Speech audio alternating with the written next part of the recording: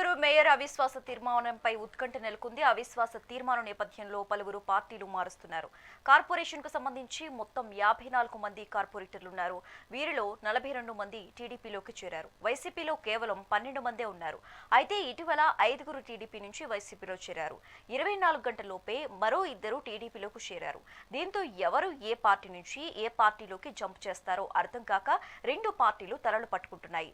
ఇక దీనిపై మరింత సమాచారం మా నెల్లూరు జిల్లా ప్రతినిధి శ్రీనివాస్ రెడ్డి అందిస్తారు.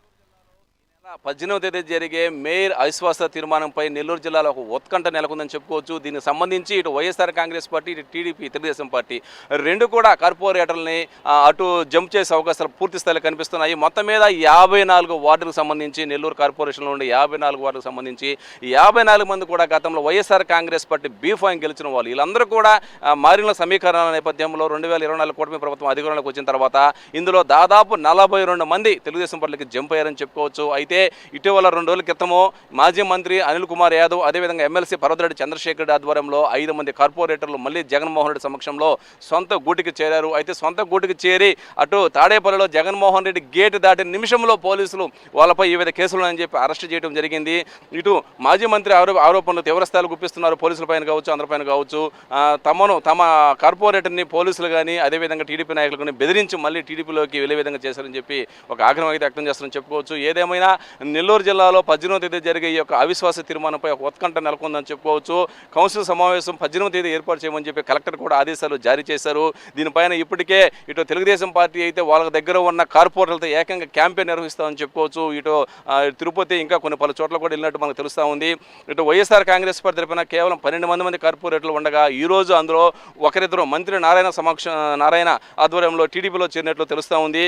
అంటే ఇక్కడ మేయర్ శ్రవంతి ఇష్యూని తీసుకుంటే ఫస్ట్ ఇటు వైఎస్ఆర్ కాంగ్రెస్ పార్టీ తరఫున బీఫామ్పై గెలిచినప్పటికీ తర్వాత శ్రీధర్ రెడ్డి వెంట నడిచింది. మళ్ళీ యూటర్న్ తీసుకుని మళ్ళీ వైఎస్ఆర్ కాంగ్రెస్ పార్టీలో కొనసాగుతానింది. మళ్ళీ అటు టీడీపీ కాకుండా ఇటు వైసీపీ కాకుండా తటస్థంగా ఉండిపోయింది. దీంతో ఇటు వైఎస్ఆర్ కాంగ్రెస్ పార్టీ జిల్లా అధ్యక్షుడు కాగాని గోవర్ధన్ రెడ్డి కూడా శ్రవంతికి మాకు ఎలాంటి సంబంధం లేదని, మా పార్టీకి సంబంధం లేదని చెప్పారు. దీంతో శ్రవంతి ఇప్పుడు ఏ పార్టీలో లేకుండా తటస్థంగా ఉంది కాబట్టి మాకు మేయర్ పీఠం ముఖ్యం కాదు అని వైఎస్ఆర్ కాంగ్రెస్ పార్టీ కూడా చెబుతా ఉంది. అయితే ఈ యొక్క మారిన సమీకరణల నేపథ్యంలో కార్పొరేట్లో చాలా మంది కూడా వైఎస్ఆర్ కాంగ్రెస్ పార్టీలకు వచ్చే అవకాశాలు ఉన్నాయని చెప్పి ఇటు ఎమ్మెల్సీ పర్వతిరెడ్డి చంద్రశేఖర్ రెడ్డి కావచ్చు, మాజీ మంత్రి అనిల్ కుమార్ కావచ్చు, వీరిద్దరూ చెప్పడంతో ఎక్కడ ఈ 42 మంది కార్పొరేటర్లు ఎక్కడ వైసీపీ గుడికి చేరిపోతారేమో అని ముందస్తు అనుమానంతో టీడీపీ క్యాంపు రాజకీయాలు చేస్తూ ఉంది. ఉండే వాళ్ళందరినీ వివిధ ప్రాంతాలకు తరలించింది. ఆ రోజు తీసుకువచ్చి ఇక్కడ ఓటింగ్లో పాల్గొనే విధంగా ఒక ప్లాన్ చేస్తూ ఉన్నారు. ఏదేమైనా కానీ కేవలం 8 నెలలు మాత్రమే ఉండే ఈ యొక్క మేయర్ పీఠం కోసం ఇటు కూటమి ప్రభుత్వం తహతహలాడుతుంది. వైసీపీ కూడా నిలబెట్టుకోవాలని చెప్పి తహతహలాడుతుందని చెప్పుకోవచ్చు. గెలిచిన 54 మంది కార్పొరేటర్లు కూడా వైసీపీ వాళ్ళే కాబట్టి మరి వైసీపీ అధిష్టానం ఎలాంటి చర్యలు తీసుకుంటుంది, వాళ్ళకి ఏమన్నా లీగల్ నోటీసులు ఇస్తుందా, లేకపోతే ఇంకే విధంగా అనర్హత వేటు వేయడానికి ఏమైనా కోర్టుకు వెళ్తుందా అని వేచి చూడాలి. ఏదేమైనా కానీ నెల్లూరు జిల్లా చరిత్రలో జగన్మోహన్ రెడ్డి తొలిసారి ఒక గిరిజన మహిళకు, ఒక ఎస్టీ కులానికి చెందిన గిరిజన మహిళకు ఈ యొక్క మేయర్ పీఠాన్ని ఇస్తే దాన్ని కూడా కూటమి ప్రభుత్వం లాక్కోవటానికి ప్రయత్నిస్తుందని చెప్పి ఇటు ఎమ్మెల్సీ కావచ్చు, అదేవిధంగా అనిల్ కావచ్చు, కాకాని కావచ్చు, వీళ్ళందరూ కూడా తీవ్రస్థాయిలో ఆగ్రహం వ్యక్తం చేస్తూ ఉన్నారు.